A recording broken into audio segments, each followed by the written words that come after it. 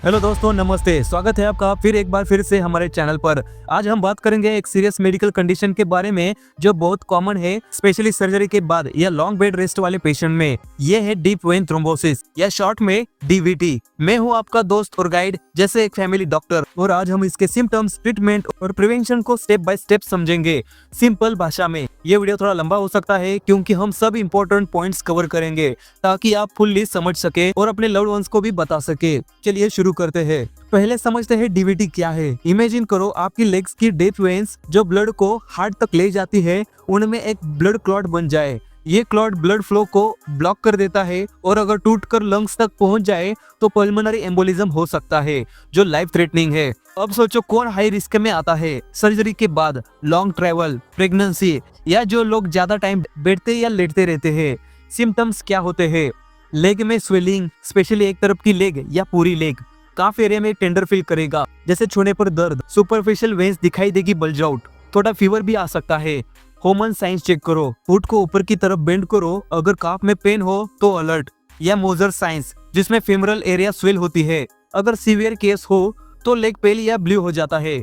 Arterial pulses week और बहुत ज्यादा पेन। दोस्तों, ये साइंस देखकर इग्नोर मत करना, तुरंत डॉक्टर से कंसल्ट करो। अब चलिए ट्रीटमेंट पर आते हैं। सपोज पेशेंट ऑलरेडी वारफेरिन पर है। ये एक ब्लड थिनर मेडिसिन है। अगर डीवीटी हो जाए तो रिवर्सल करना पड़ता है। सबसे पहले इंजेक्ट विटामिन के 10 mg IV ओवर 30 मिनट्स या IM स्टैट, और ये 3 डेज तक कंटिन्यू। साथ में फ्रेश फ्रोजन प्लाज्मा 1 से 3 यूनिट्स देना ताकि INR नॉर्मल हो जाए। INR क्या है?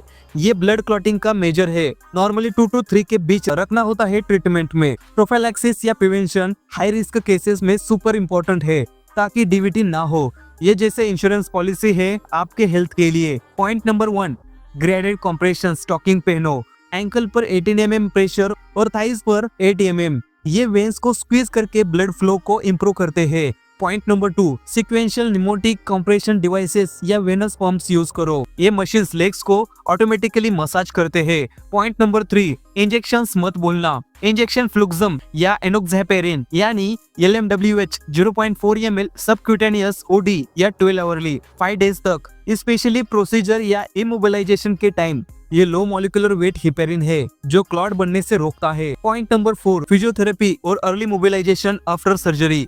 बेड से उठो, वॉक करो, मूवमेंट रखो।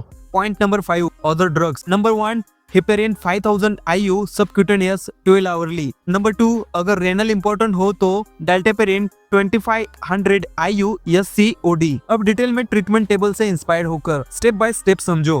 पहले इन्वेस्टिगेशंस। डी डाइमर टेस्ट करो प्लाज्मा में। अगर हाई हो तो DVT possible. Bed side echo for heart ताकि पल्मोनरी एम्बोलिज्म रूल आउट हो। कोआगुलेशन प्रोफाइल चेक करो। ट्रीटमेंट शुरू करो with anticoagulation for 3 months, high risk में 6 months और इलेक्ट वेन थ्रोम्बोसिस में भी longer. Initially daily INR check, फिर वीकली। Specific injections.